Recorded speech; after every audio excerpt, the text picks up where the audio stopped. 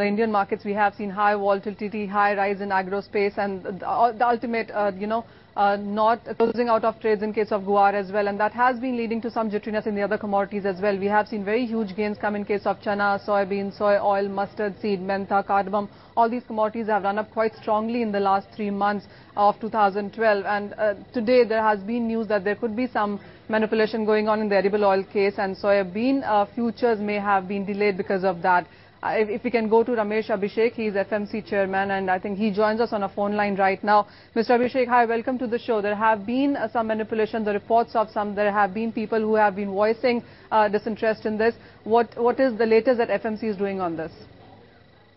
You see, we are doing a comprehensive review of our commodity future market sector to see that it is properly aligned with the physical market. As you know, this market exists only for the benefit of physical market participants so that they can manage their price risk.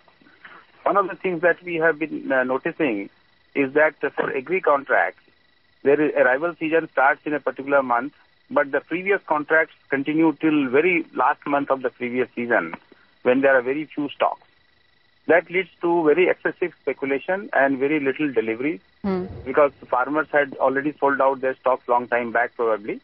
Sure. So we have decided that in all agri commodities we are doing this review, that contracts need not be launched in 1 or 2 months before the arrival of the new season. Okay. This is already being done in case of some commodities like turmeric and potatoes, but we are doing it for all commodities. So in April, some contracts of September will be launched for soybean, and we have asked exchanges not to launch them. Mr. Abhishek, as you said, this is a new practice that would come into picture, especially for the agro commodities. Most of these commodities are cyclical in nature. So are you saying that when the arrivals are done, you would not launch any more contracts for most of these agro commodities?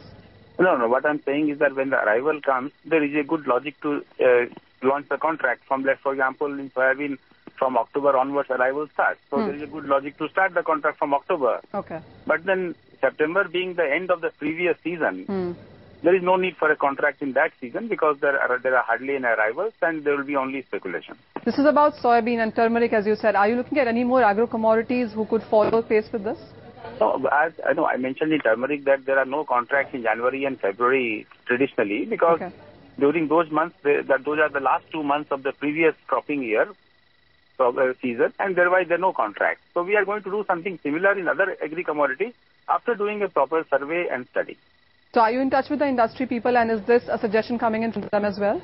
Absolutely. As a matter of fact, we are doing this very comprehensive review of all commodities in the market, whether it's agri or non-agri, to see that they are properly aligned with the physical market. If the futures market cannot serve the purpose of price discovery and price risk management for physical market participants, then there is no purpose of this market. All right, Mr. Abhishek, we'll let you go at that. Thank you so much for taking time out for us. So that really, Neeraj, is the point coming in right now. I think this is a good point in that sense because FMC now would follow the cyclical pattern of most of these agro commodities, and you would see contracts coming in because of that as well, and that could really give some sustainability to the agro space.